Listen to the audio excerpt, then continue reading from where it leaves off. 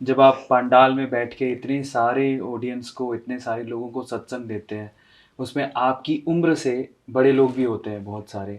तो बहुत सारी औरतें हैं, वो आपके पास आती हैं, जब आपका पूरा सत्संग सुनती हैं, आपके पाँव पड़ती हैं, तो आपको क्या फ़ील होता है? तब आप आप क्या उस वक़्त फ़ील कर रहे होते हो? वो एक पर्टिकुलर मोमेंट पे आपका थॉट प्रोसेस क्या होता है? वो जानना चाहता ये 2 मोमेंट्स हैं कि हूँ। पहले जब हम व्यास गद्दी पे बैठते हैं, जहाँ हुँ, पर बैठकर कथा सुनाई जाती है हुँ, और जिसको स्क्रिप्चर्स के अनुसार द अल्टीमेट प्लेस कहा जाता है, हुँ, सबसे ऊँचा स्थान माना गया है। हुँ, और एक्चुअली वो इज़्ज़त, वो सम्मान, वो पैर पड़ना हुँ, कहीं न कहीं मेरे लिए नहीं, उस गद्दी के लिए होता है। हुँ, ट्रू, तो जब उस पर रहते हैं, तो तब मुझे अटपटा नहीं लगता, हुँ, क्योंकि वो जगह अलग है। हुँ, जैसे अभी जो मैं आपसे बात कर रही हूँ, हुँ, या उस पर जब बैठकर बात करूँगी, आपको भी 2 इंसान लगेंगे और वो हुँ, मुझे भी नहीं पता वो कैसे होता है। तो हुँ, एक वो उस जगह की शक्ति है, हुँ, पावर है, हुँ, तो उस वक़्त मुझे अटपटा नहीं लगता, क्योंकि मुझे पता होता है अंदर ही अंदर कि वो मेरे लिए नहीं, वो हुँ, इस जगह के लिए सम्मान है। हुँ, उससे जब नीचे उतरते हैं, तो एक हुँ, भावनाएँ तो जुड़ी है सबकी।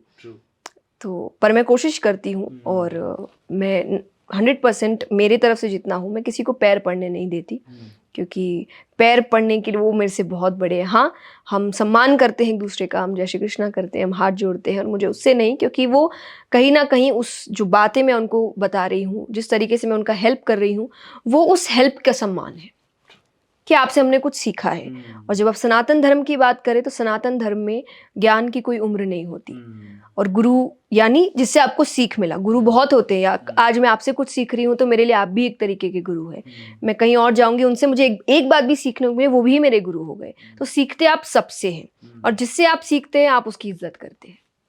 तो वो इज़्ज़त इसीलिए कि उनको शायद वो 3-4 घंटे मुझसे कोई सीख मिली है, या हुँ, उन बातों से कोई सीख मिली है, तो वो हुँ, उसका सम्मान है। तो हुँ, मैं उस सोच को लेकर, मुझे कोई दिक्कत नहीं है कि जब वो सम्मान करते हैं। पर हाँ, हुँ। मैं अगर व्यास गद्दी से नीचे हूँ, तो मैं किसी को पैर नहीं पड़ने देती। क्या बात है, क्या बात है! एक और जितना कन्वर्सेशन हुआ है अभी तक मुझे समझ में आया है कि आप आध्यात्मिकता में तो हैं ही, लेकिन आप फैमिली पर्सन भी हैं। जी। कुछ रूमर्स कभी-कभार उठती हैं आपके बारे में, आपकी शादी को लेके, हुँ।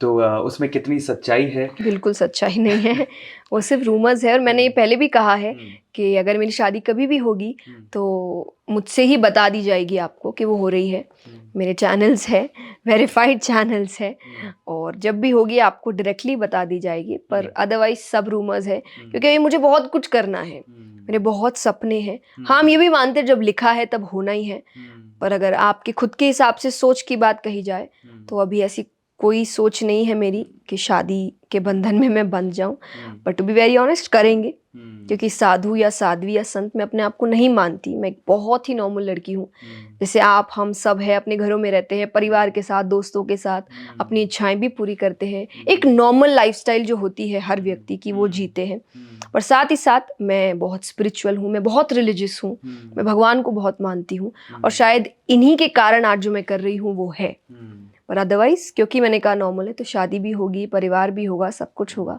पर हुँ, अपने टाइम पर होगा। तो हुँ, उस टाइम का इंतज़ार करिए, और रूमर्स के बारे में ज़्यादा ना सोचें। ज़्यादा ना सोचें।